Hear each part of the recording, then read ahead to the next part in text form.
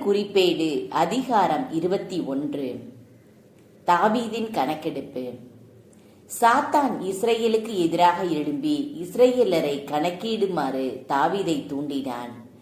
தாவீது யோவாபையும் மற்ற படைத்தலைவர்களையும் நோக்கி, நீங்கள் போய் பெயர்செபா தொடங்கி தான் வரை வாழும் இஸ்ரேல் மக்கள் தொகையை கணக்கிட்டு என்னிடம் கொண்டு வாருங்கள், நான் அதை அறிய வேண்டும் என்றார்.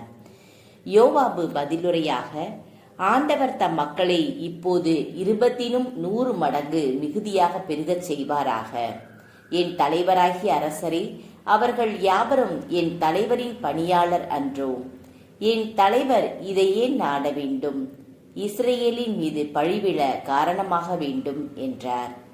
இறுதியில் அரசரின் கட்டளை யோவாபை பணிய வைத்தது. எனவே யோவாபு புறப்பட்டு போய் இஸ்ரேல் நாடெங்கும் சென்று எருசலேமுக்கு திரும்பி வந்தார். போருக்கு தகுந்த ஆள்களின் தொகையை யோவாபு தாவீதிடம் அறிவித்தார்.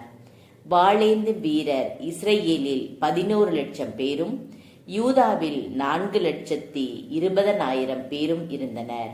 எனினும் அரசரின் ஆணையை வேண்டாவெறுப்பாய் நிறைவேற்றினபடியால் லேவி பென்யமின் குலத்தாரை யோவாபு கணக்கிடவில்லை. இக்கணக்கெடுப்பு கடவுளின் பார்வையில் தீயதெனப்பட்டதால் அவர் இஸ்ரேலை தண்டித்தார்.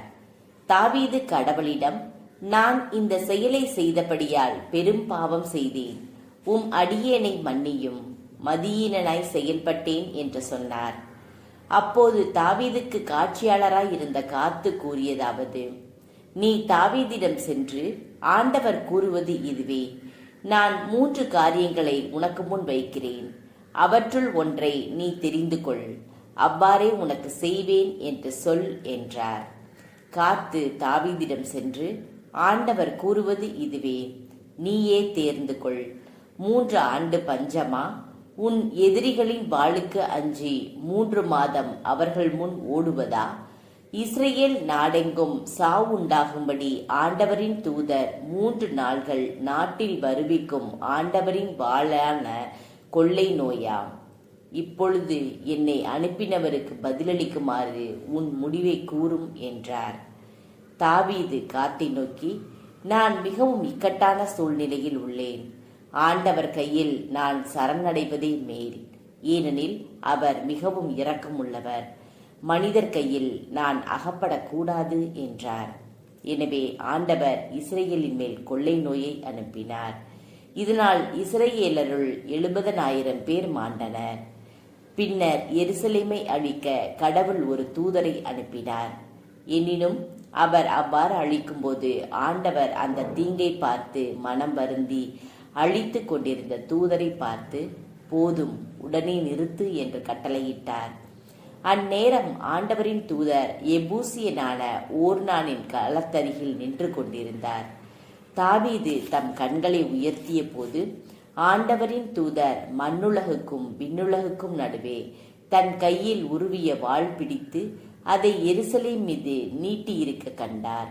அப்போது தாவீதும் பெரியோர்களும் சாக்கு உடை உடுத்தி முகம் குப்புற விழுந்தனர். தாவீது கடவுளை நோக்கி, மக்களை கணக்கிட சொன்னவன் நானல்லவா? நானே குற்றவாளி, நானே தீமை செய்தேன். இந்த ஆடுகள் என்ன செய்தன? என் கடவுளாகிய ஆண்டவரே, உமது கை என் மேலும் என் தந்தையின் வீட்டாரின் மேலும் இருக்கட்டும், கொள்ளை நோய் மக்களிடமிருந்து விலகட்டும் என்று வேண்டினார். ஆண்டவரின் தூதர் காத்தை நோக்கி, எபூசியனான ஒர்னாவின் களத்திற்கு சென்று ஆண்டவருக்கு ஒரு பலிபீடம் எழுப்புமாறு தாவீதுக்கு சொல் என்றார். ஆண்டவர் பெயரால் காத்து கூறிய வாக்கின்படி தாவீது சென்றார். அந்நேரத்தில் ஒர்னான் கோதுமை போரடித்து கொண்டிருந்தார். அவர் திரும்பிய போது தூதரை கண்டார். அவரோடு இருந்த 4 புதல்வர்களும் ஒளிந்து கொண்டனர்.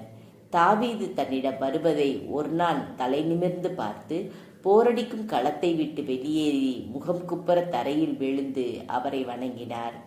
தாவீது ஒர்னானை நோக்கி, உனது போரடிக்கும் களம் இருக்கும் இடத்தை எனக்கு கொடும், கொள்ளை நோய் மக்களை விட்டு நீங்கும்படி அவ்விடத்தில் ஆண்டவருக்கு நான் ஒரு பலிபீடத்தை கட்ட வேண்டும், அதன் முழு விலையையும் உமக்கு தருவேன் என்றார். ஒர்னான் தாவீதை நோக்கி, என் தலைவராகிய அரசர் அதை எடுத்துக்கொண்டு தாம் விரும்பும் வண்ணம் செய்வாராக இதோ எரிபலிக்காக மாடுகளும் விறகுகளுக்காக போரடிக்கும் கருவிகளும் படையலுக்காக கோதுமையும் இருக்கின்றன, அனைத்தையும் நான் தருகிறேன் என்றார்.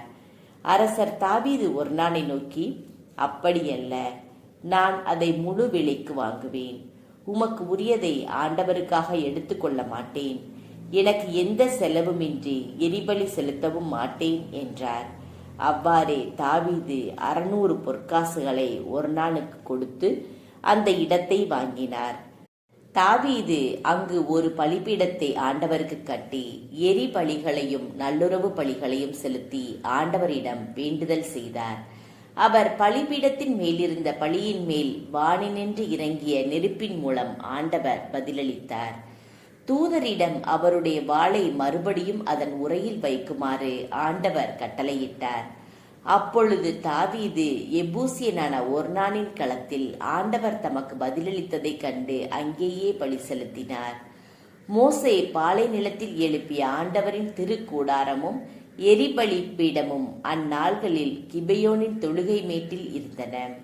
தாவீது ஆண்டவரின் தூதரது வாளுக்கு அஞ்சியபடியால் கடவுள் அருளும் வாக்கை பெற அவர் அங்கு செல்ல இயலவில்லை.